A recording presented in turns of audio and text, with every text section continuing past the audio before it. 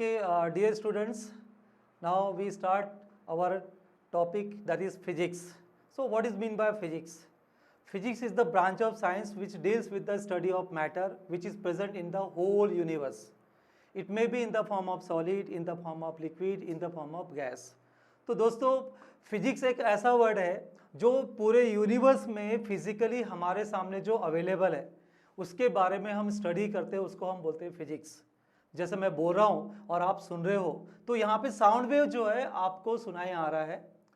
आप मुझे इस लाइट में मुझे ऑब्जर्व कर रहे हो तो ये लाइट के बारे में स्टडी करेंगे, साउंड के बारे में स्टडी करेंगे। मैंने यहाँ पे बोर्ड पे राइटिंग वर्क किया तो आपने देखा कि इसका इंक जो है कांच में चिपक गया, लेकिन जैसे ही मैंने यहाँ पे इसको हटाया तो ये इजीली यहाँ से निकल गया। लेकिन यही चीज़ अगर मान लो मैं परमानेंट बोर्ड मार्कर यूज़ किया रहता था, परमानेंट इंक यूज़ किया रहता था तो वो इंक नहीं निकला रहता था। तो ये मटेरियल की प्रॉपर्टी है।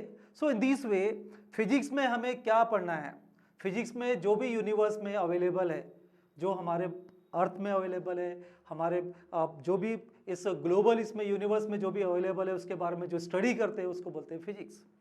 तो हमने आपको डेफिनेशन बताया, physics is the branch of science which deals with the study of matter which is present in the whole universe. So what is mean by matter? So there are three types of matter. Number one, solid state. Number two, liquid state. Number three, gaseous state. And next fourth is the plasma state, which cannot be controlled by the human being. हम plasma state किसको बोलेंगे? जैसे अंगार चल रहा है तो जो आग है उसको हम बोलते हैं प्लाज्मा स्टेट। लाइटनिंग होती है, बिजली कड़कती है, उसको हम बोलते हैं प्लाज्मा स्टेट। स्पार्किंग होता है उसको हम बोलते हैं प्लाज्मा स्टेट। अगर कहीं पे वेल्डिंग हो रहा होगा तो वहाँ पे हमने देखा होगा कि जो वेल्डिंग के समय में स्पार्किंग निकलता है, that is the plasma state. तो ये हमें नहीं पढ़ना है, जस्ट आपको बता दिया। लेकिन हमें ये तीन चीज पढ़ना है, सॉलिड स्टेट, लिक्विड स्टेट और गैसेस स्टेट। आज पूरे यूनिवर्स में हमारे सामने फिजिकली अवेलेबल है सॉलिड, लिक्विड, गैसेस। तो ये तीनों के प्रॉपर्टी जो रहेगा वो उस एलिमेंट के ऊपर डिपेंड करेगा कौन सा एलिमेंट है।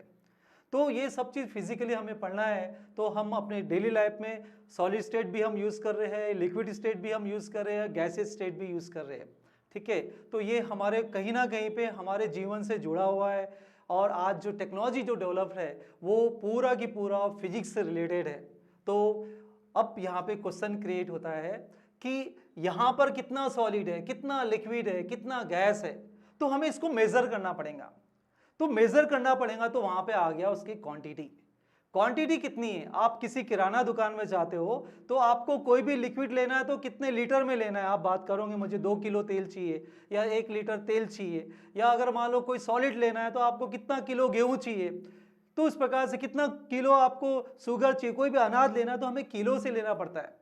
आप किसी कपड़े की दुकान में गए तो आप उससे बात करोगे कि मुझे मीटर में कपड़ा चाहिए। लेकिन अगर आप मान लो किसी दुकान में गए और बोले मुझे 5 गेहूं देना, तो वहां पे सेंटेंस अधूरा है। 5 गेहूं से समझ में नहीं आ रहा है, 5 किलो बोलोगे तो समझ में आता है। किसी कपड़े की दुकान में गए, आप बोले मेरे को 5 कपड़ा दे दो, 5 कपड़े से मतलब नहीं है, 5 मीटर कपड़े से मतलब है। तो in this way every physical quantity which can be measured by some standard unit. So question arise होता है, what is mean by unit? So unit is the standard which is used to measure the physical quantity. The standard used for the measurement of physical quantity are called as unit. क्या बोला? The standard used for the measurement of physical quantity are called as unit. तो unit में सबसे पहले British के जमाने में पहला सिस्टम आया, FPS system. So there are different types of measuring system. तो types of measuring system, तो number one FPS system, FPS system. Number two MKS system. Number three CGS system. Number four SI system. So there are 4 types of measuring system. So British के ज़माने में foot pound time system use करते थे, FPS system, where length is measured in foot, mass is measured in pound and time is measured in second. तो अभी भी हम अपनी हाइट बोलो या हमारे घर का कोई एरिया है, प्लॉट है, साइज जो देखते हैं हम अभी भी फुट से मेजर करते हैं। आज भी अगर मान लो वर्ल्ड ओलंपिक में अगर कोई वेट लिफ्टिंग हो रहा है तो वहाँ पे पाउंड से हम किसी प्लेयर का वेट को मेजर करते हैं। हॉस्पिटल में भी अगर कोई बच्चा पैदा होता है तो उसको हम पाउंड से मेजर करते हैं, लेकिन किसी दुकान में आप पाउंड से कोई चीज़ नहीं खरीद सकते। Time is always measured in second.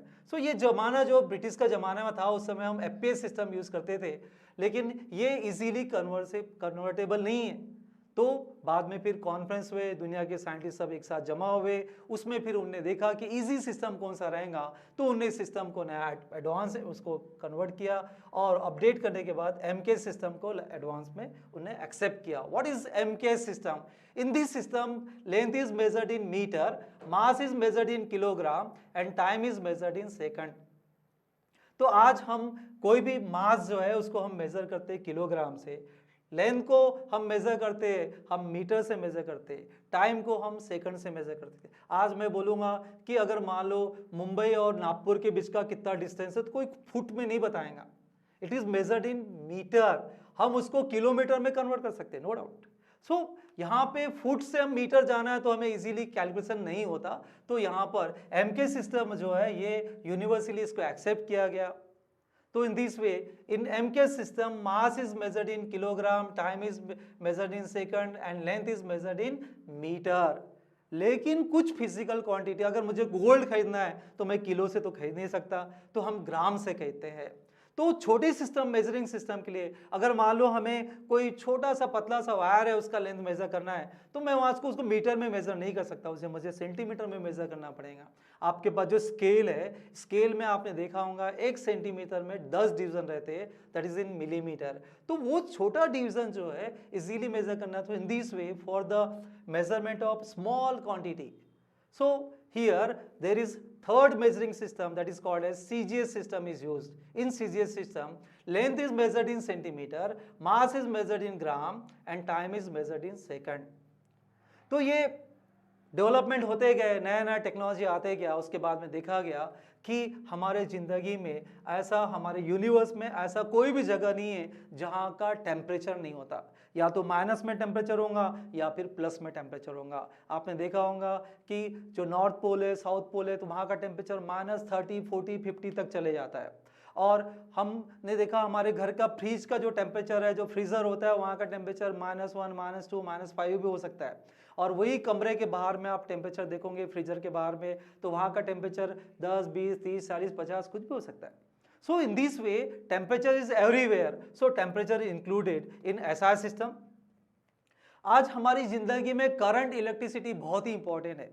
अगर यहाँ पे लाइट नहीं रहेगा तो मुझे आप देख नहीं सकते, तो लाइट इज वेरी इंपॉर्टेंट। तो यहाँ पे लाइट जो है आपने देखा होगा कि रात को अंधेरा रहता है, दिन को उजाला हो जाता है, 12 बजे एकदम हाई इंटेंसिटी रहता है। So this intensity of light is variable, ये भी हमारी जिंदगी से जुड़ा हुआ है। तो इंटेंसिटी ऑफ लाइट को भी यहाँ पे इंक्लूड किया इस SI सिस्टम में। इसके पहले ये 3 सिस्टम में यहाँ पे 3 ही चीज इंक्लूड किया था, लेंथ, मास, टाइम।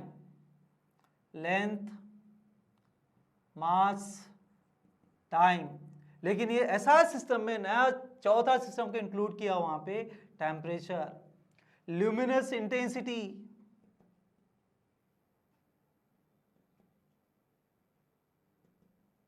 और उसके बाद में electric current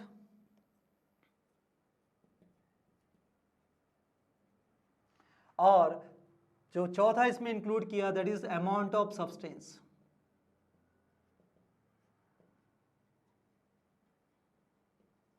so in this way in SI system हमने और 4 फिजिकल क्वांटिटी को इंक्लूड किया।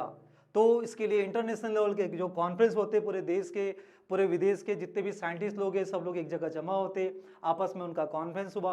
उनने देखा कि हमारे लाइफ में लेंथ, मास, टाइम के साथ में temperature, luminous intensity, electric current और अमाउंट ऑफ सब्सटेंस भी जुड़ा हुआ है, जिसका भी हमें समय बेसमय मेजरमेंट करना है। सो इन SI system there are 7 fundamental physical quantity are included and 2 supplementary units are used. तो ये जो 7 फंडामेंटल फिजिकल क्वांटिटी यूज किया वो है length which is measured in metre, mass is measured in kilogram, time is measured in second, temperature is measured in Kelvin, and luminous intensity is measured in candela, and electric current is measured in ampere, and amount of substance is measured in mole. So in this way, these are the 7 fundamental physical quantity which is used in the whole universe. तो इस प्रकार से ये 7 fundamental physical quantity है जो कि दुनिया में बहुत सारे फिजिकल क्वांटिटी है। आपको 12वीं में 11वीं में 200-300 फिजिकल क्वांटिटी आपको पढ़ने मिलेगा। उन सभी में आपको ये चारों जो 7 मैंने फिजिकल क्वांटिटी आपको लिख के दिया यही यूज करना है, इन्हीं को यूज करके नए फिजिकल क्वांटिटी बनाना है। तो लेकिन बेसिक फंडामेंटल फिजिकल क्वांटिटी जो है वो है ये 7 fundamental physical quantity. So in this way SI system is very very important. SI system means the international system of unit which is accepted by the whole universe.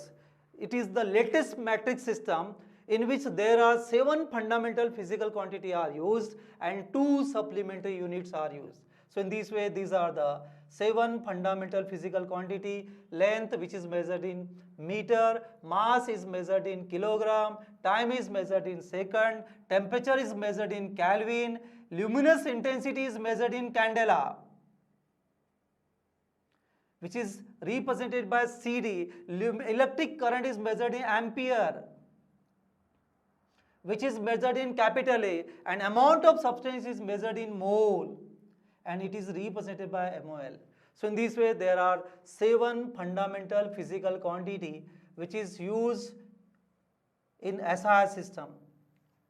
Now next is the 2 supplementary unit. So in SI system there are 2 supplementary units. Number 1 is plane angle.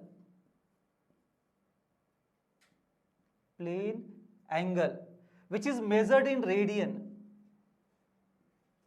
Plane angle which is measured in radian and represented by RAD. अभी ये board जो है ये plane है।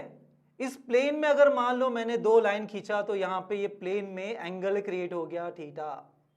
तो इस angle को मुझे मेजर करना है तो मैं इसको रेडियन से मेजर करूंगा।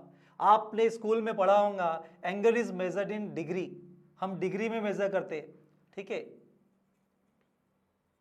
लेकिन आपको पता है 180 degree is equal to pi radian. ये आपके ये पाई रेडियन और 180 डिग्री के बीच का रिलेशन है। आप मैथमेटिकली जब भी कन्वर्ट करोगे तो आप आराम से इसको लिख सकते हैं। अगर मैं 90 डिग्री लिखूंगा तो यहाँ पे देखो 180 डिवाइड बाय 2 90 होता है, that is means by pi by 2। तो ये पाई बाय 2 जो है हम यहाँ पे इसको रेडियन से मेजर करेंगे। तो इस प्रकार से in a plane the angle which is measured in radian, कोई भी अगर प्लेन में मुझे एंगल मेजर करना है तो उसको हम रेडियन से मेजर करते हैं। उसके बाद में नेक्स्ट नंबर 2 है solid angle. Solid angle is measured by stadian and it is represented by SR.